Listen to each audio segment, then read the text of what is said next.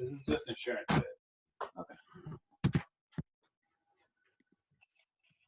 Take Belle for a walk or anything? Yeah, she went for a walk with your mom, ran around in your grandmother's field.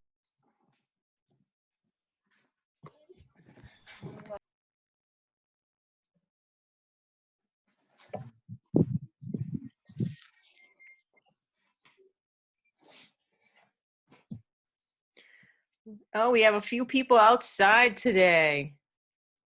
Outstanding. It's a gorgeous day.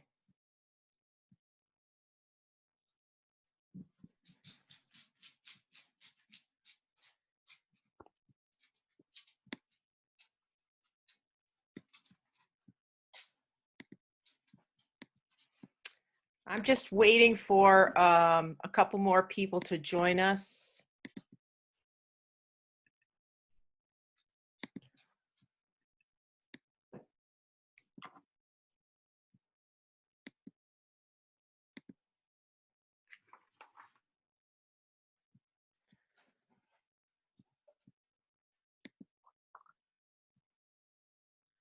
All right. Let's see, Katie.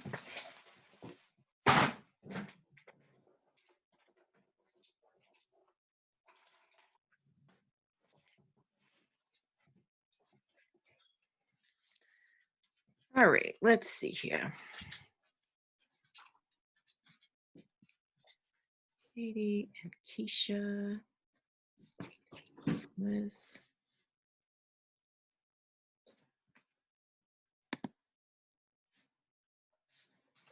Kirsten. Victoria. All right. So we'll go ahead and get started, and if other folks want to join in, they can. We're not having, you know, a regular lab exercise today. Today's a day just for questions and questions about the lecture material for the upcoming exam. Any questions about the laboratory exercises that we've been doing over the past couple of weeks. So I think the best way to do this, oh,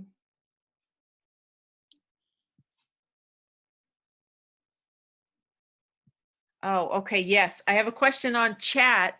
And I really apologize. The question from Victoria is, are you going to post the videos for the lecture for today? And I really apologize for that. I thought I had done that. I think what happened was I didn't put them into the playlist correctly or something. I don't know. But I have reposted them, and I will get them into the playlist when we're finished with our meeting today, so you can find them easily. So today's lecture topic is transcription and translation, and it's the last topic in the microbial genetics section of the course. So what I'll do immediately after our meeting is I'll make sure that those videos are on our playlist so you can find them easily. I will also make sure that the quiz is available for you to take. So you can take care of that sometime over the next 24 hours, because that's not up on Canvas either. Somehow I just managed to mess up that entire lecture in terms of getting it posted for you. So yeah, look for that today. And I'll make sure that that's available. And the PowerPoint slides, yep, I'll double check all of it. That's our last topic again before the exam. So I'll double, triple check all of it today when we're finished here. I guess the first thing to ask is, let's talk about, or to talk about is the exam on Wednesday. There are 4 topics. on the exam. It's Microbial Metabolism Part 1, Microbial Metabolism Part 2, and then it's all of the genetics material. So it's DNA replication and mutations. That was one lecture. And then today's material, which will be transcription and translation. And of course, you can't ask questions about that because you weren't able to find it on YouTube. If you hold on just a sec, what I'm going to do right now is see if I can pin this stuff. Give me just 1 second here. I'm going to see if I can pin this into the playlist right now. Okay.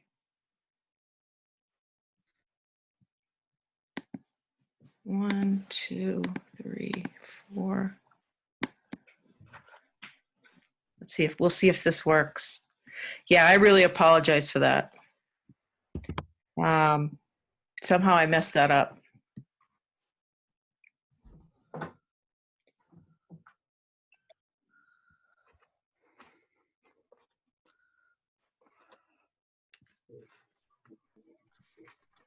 All right.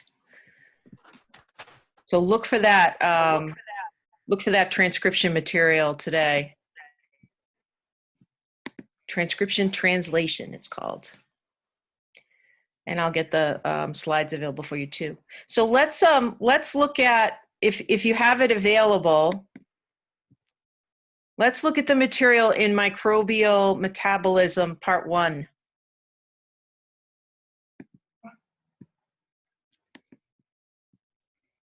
Hold on, I'm gonna share my screen with you so you can see it.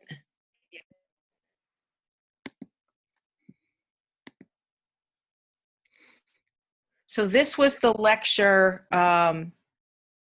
We talked about anabolic and catabolic reactions in this lecture. We talked about enzymes, how enzymes function. We talked about how enzymes actually work to take a substrate and turn it into a product. We talked about the active site of enzymes and how enzymes don't get used up in reactions. They're able to be used over and over again. How the substrate, when it binds to the active site, it makes the enzyme change shape a little bit, and then the product gets made.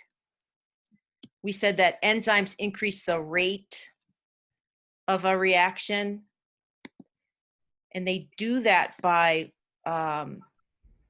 lowering this activation energy that we talked about. We said that in order for a reaction to occur, it has to hit this high energy place called the transition state. That's the place that's halfway between substrate and product, where the old bonds have been broken down, but the new bonds haven't been made yet. And enzymes lower the activation energy, which is the energy that you need to hit that transition state. So enzymes make reaction rates speed up. They increase the reaction rate, and we get product more quickly. We talked about how enzymes get controlled. We talked about how they get regulated. We talked about competitive inhibition. And we talked about allosteric inhibition. And the difference between those, remember, is where the inhibitor molecule binds to the enzyme, whether it binds to the active site or to some other place. We talked about the kinds of factors that affect enzymes. Remember, we talked about temperature and pH. And we said that every enzyme has its own optimal temperature and its own optimal pH, where they work the best. And then we started talking a little bit about energy. Does anybody have questions about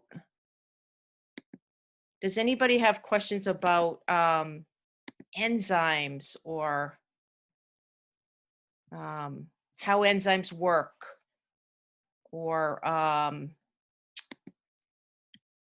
anything in the first part of that lecture?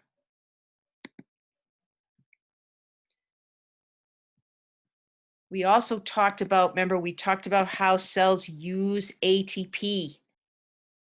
We talked about this idea of energetic coupling. We said that when cells have ATP available to them, they sort of break it and build it, and break it and build it over and over again. That's how they use it. They build it up to sort of capture or harvest energy from catabolic reactions that release energy. The cell will add that phosphate group onto ADP and build ATP so that it's temporarily storing the energy from the exergonic or catabolic reaction. And then we said when an endergonic reaction needs to occur, when an anabolic reaction needs to occur, the cell can just break the phosphate group off again and release some energy to fuel that reaction. We called this coupling, energetic coupling. The way cells use their ATP, the way they take that ATP molecule and just continually use it. They break it off a phosphate and then they put it back on, and then they break it off and they put it back on. We looked at the structure of ATP. We talked about the phosphate groups having these high energy bonds in them. And so breaking off a phosphate group releases this little bundle of energy.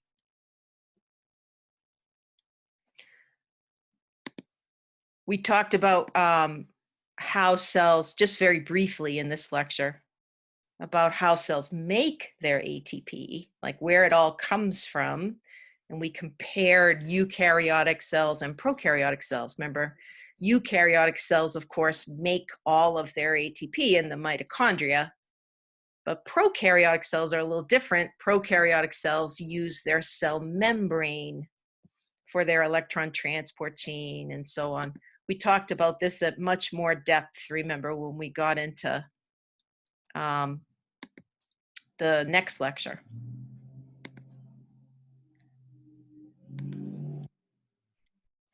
Any questions about that first microbial metabolism lecture? It finished up with this slide about substrate level phosphorylation. We said this is the way that a cell makes a little bit of ATP by sort of piggybacking the ATP production onto an enzyme that's doing another reaction anyway. And it can sort of make a little bit of ATP as the enzyme's doing its other work. Substrate level phosphorylation, we called that.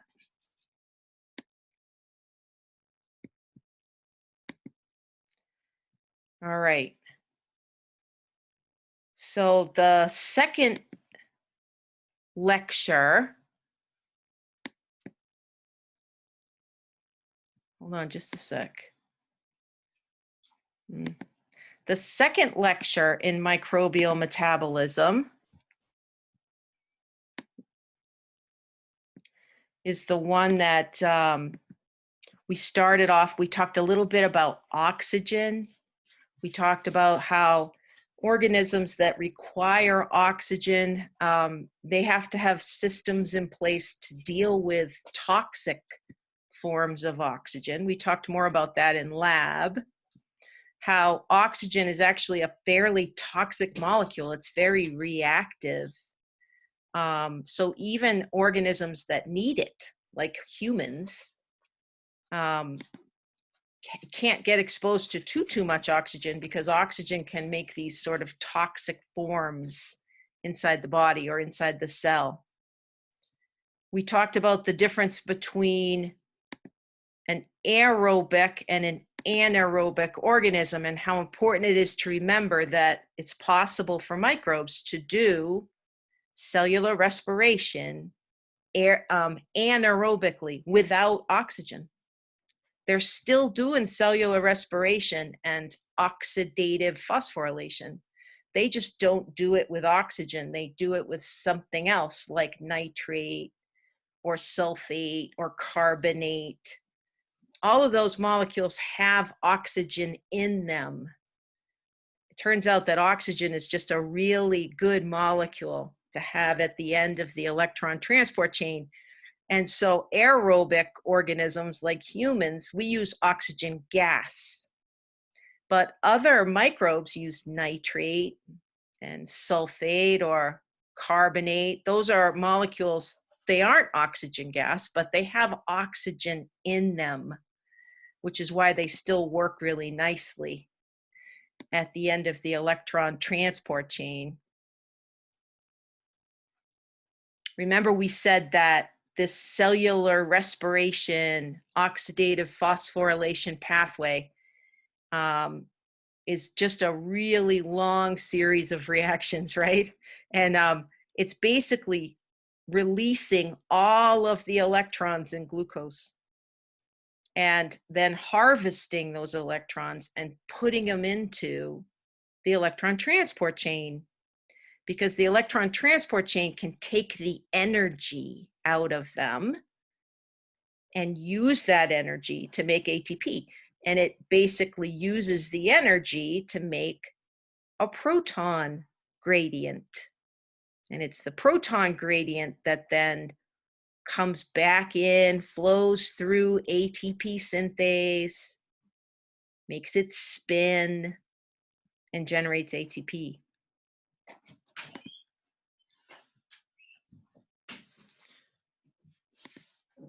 But a critical point about cellular respiration is that final electron acceptor. You can't do it if you don't have your final electron acceptor available to you. So for humans and aerobic microbes, that's oxygen. If we don't have any oxygen available to us, well, first of all, we wouldn't survive very long. But in the short term, if we don't have any oxygen available, we can't do cellular respiration and oxidative phosphorylation. If you're an anaerobic microbe and you don't have your nitrate around, or you don't have your sulfate around, or whatever you're using at the end of your electron transport chain, you're in the same boat. You're in trouble. You have to do something else, temporarily at least, to make your ATP. So it's all about that final electron acceptor. If an organism doesn't have it available, it can't do cellular respiration and oxidative phosphorylation. So that's when they tend to switch over and do fermentation.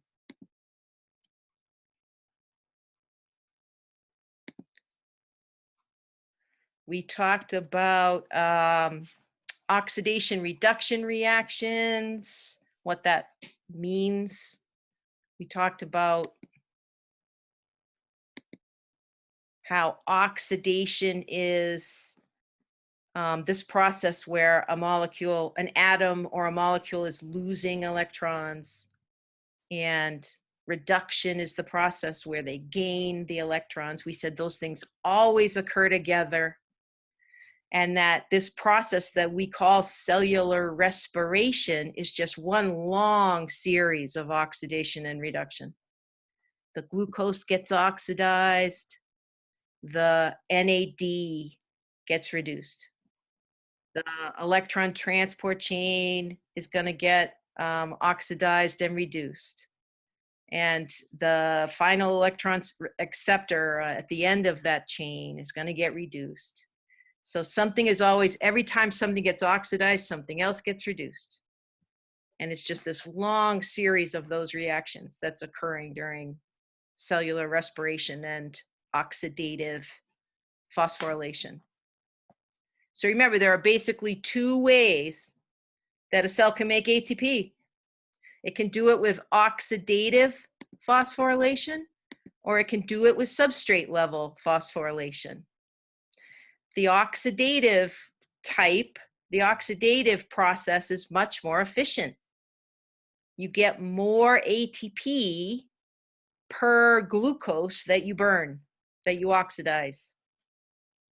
Substrate level is much less efficient. It's inefficient.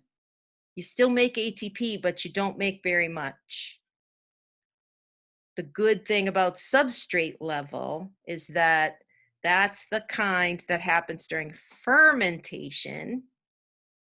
And some organisms need fermentation when they can't do cellular respiration. So, fermentation keeps a lot of organisms alive when they can't do their normal cellular respiration. And of course, there are some microbes, as you know, who can do cellular respiration and fermentation equally well. And there are some microbes that only use fermentation. So for microbes, it's very different than for you and I. They are so diverse in their metabolic abilities, right? Compared to you and I.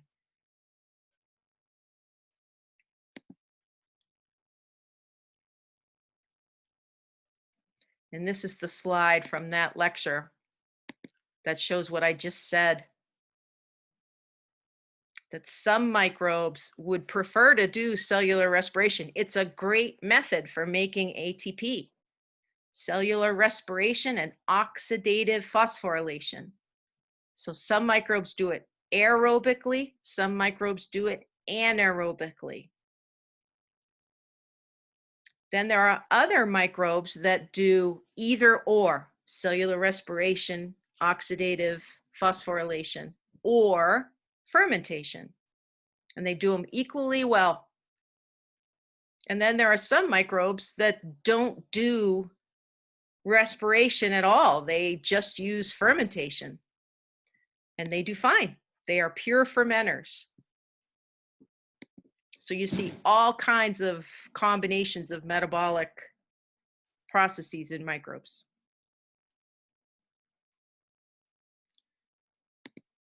Any questions about that material?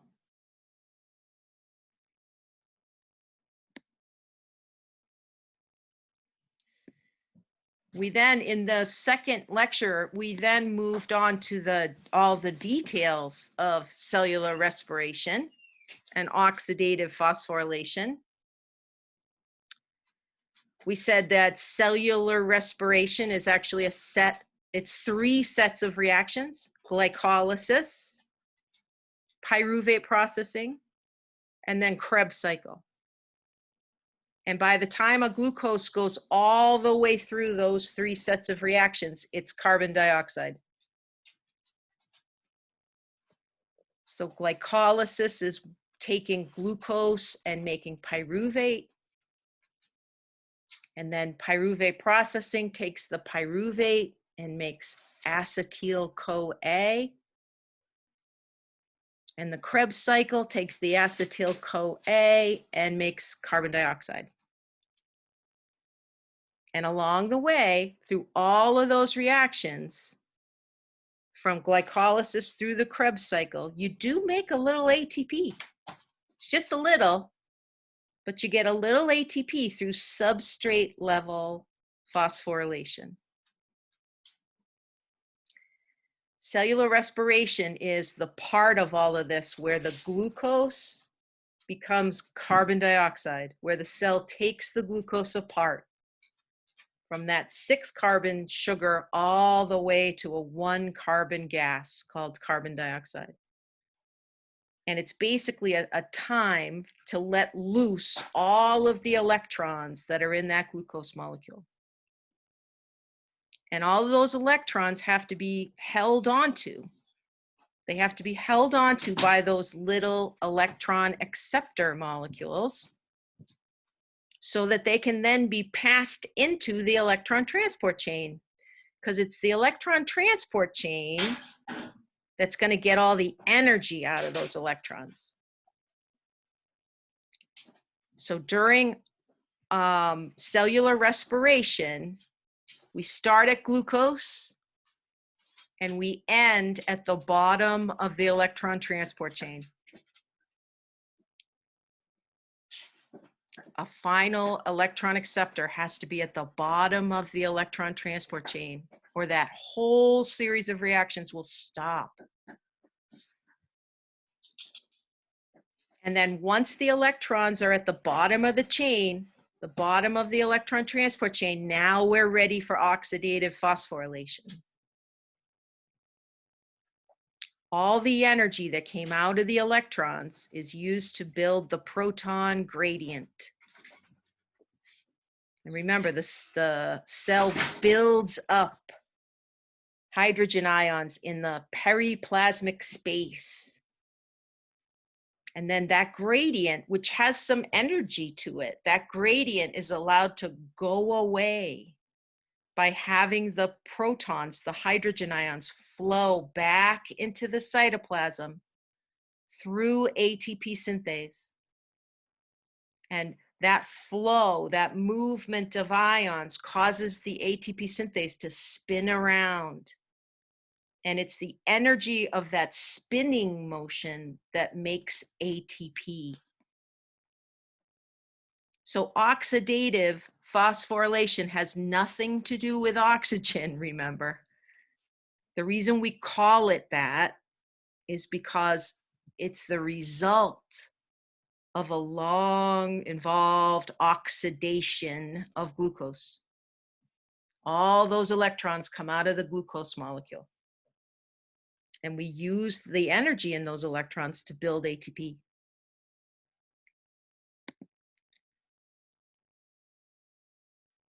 And on this slide, this was just where I walked through the oxidation, reduction. The glucose gets oxidized, the electron carriers get reduced.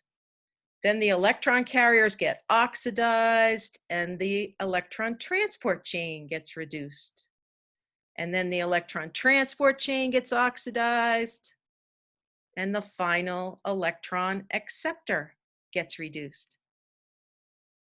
It's just a long series of those types of chemical reactions, oxidation reduction reactions.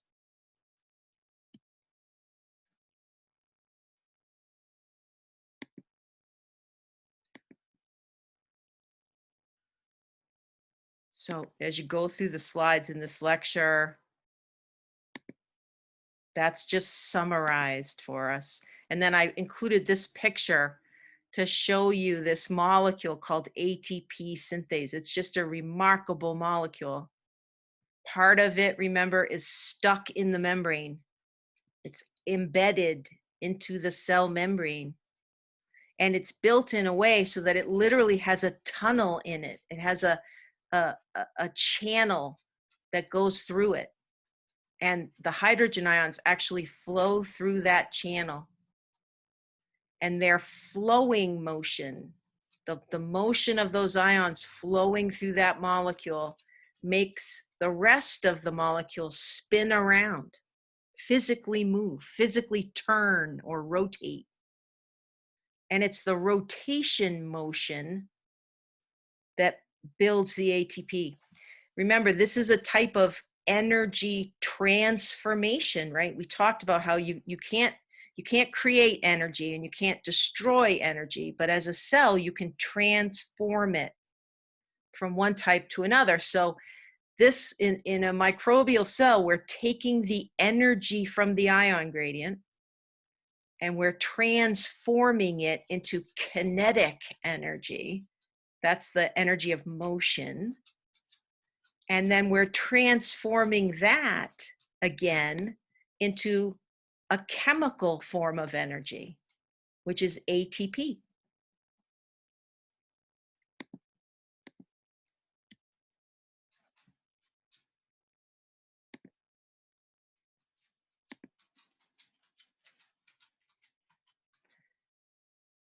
So oxidative phosphorylation goes along with cellular respiration. Those two things are supposed to happen together.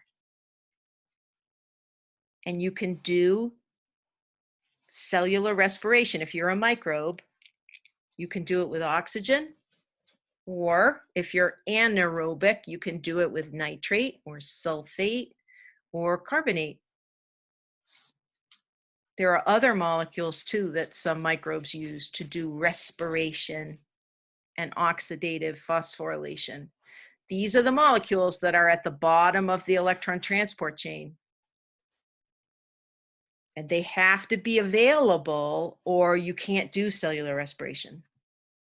The whole system just shuts down. So one of the places that students get confused is they want to think that anaerobic organisms must be doing fermentation. And remember, those two things are not the same. You can be an anaerobe and do cellular respiration. You're just not using oxygen to do it. You're using another molecule. Fermentation is a whole separate type of reaction. It's a whole separate metabolic pathway.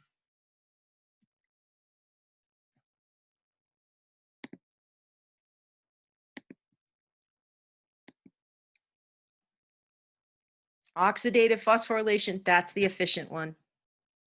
That's the one that uses ATP synthase and the hydrogen ion gradient. That's the good one if you can do it. You get a lot of ATP for each molecule of glucose that you take apart. But substrate level phosphorylation is still ATP. So if you can't do cellular respiration, substrate level phosphorylation is a great way to make your ATP if you have to. That's just a less efficient way to make your ATP.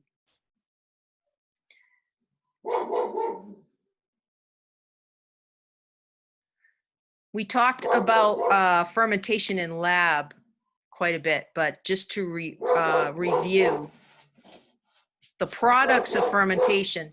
Hold on just a sec.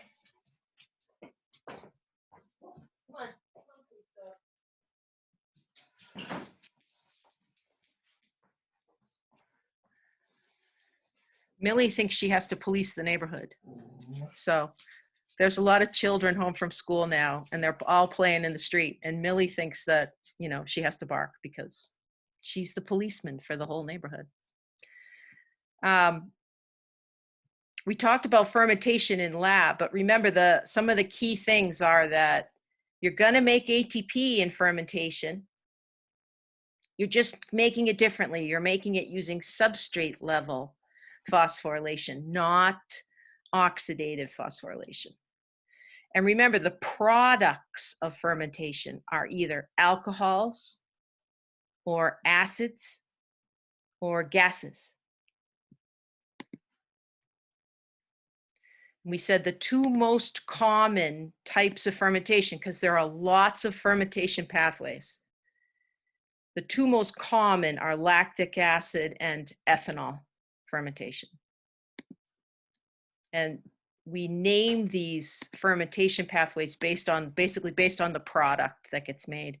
So lactic acid fermentation makes lactic acid from pyruvate. Ethanol fermentation, or what's sometimes called alcohol fermentation, makes ethanol from pyruvate. And there are other alcohols too that microbes can make through fermentation. So in fermentation, in these fermentation pathways, we're still going through glycolysis. Or remember what we called some equivalent of glycolysis, because some microbes do things a little bit differently. We're still taking glucose and we're splitting it into pyruvate during fermentation. So glycolysis is still happening, but the pyruvate is becoming this other product in fermentation. And we're making some ATP along the way. We're making some ATP through substrate level phosphorylation. There were diagrams in this lecture about lactic acid fermentation. And then there was a diagram for ethanol fermentation as well. Here's the glucose molecule, still goes through glycolysis. And we still make some ATP because we're going through glycolysis. So pyruvate gets made, but the pyruvate doesn't go down the pathway of respiration. The pyruvate gets sort of shunted into another pathway. And in lactic acid fermentation, it just gets turned into lactate or lactic acid. And you'll notice we regenerate our electron carriers too, because the pyruvate is now going to take the electrons from NADH and become lactate. And this picture, this last picture in this lecture is the ethanol pathway. Remember, we said the ethanol pathway is a little bit different only because the pyruvate isn't directly converted to ethanol. First, it gets made into this intermediate molecule called acetaldehyde. And acetaldehyde then gets converted into ethanol. So there's an extra step in ethanol fermentation, but the idea is the same. Instead of sending pyruvate through pyruvate processing and the Krebs cycle, the cell is going to take the pyruvate down a different pathway. It's going to make another product from it, an alcohol or an acid or gas.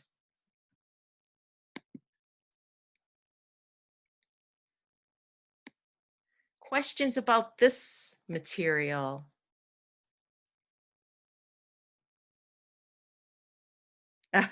Yeah, everybody's dogs are going a little crazy right now.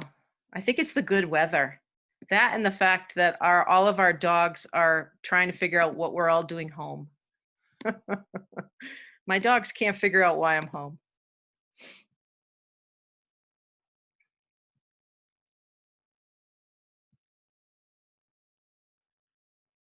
All right.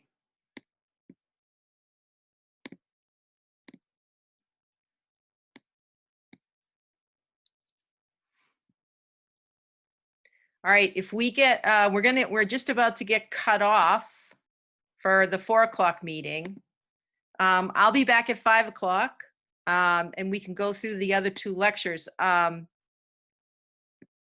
If you have any questions, remember you can type them in to the chat, okay?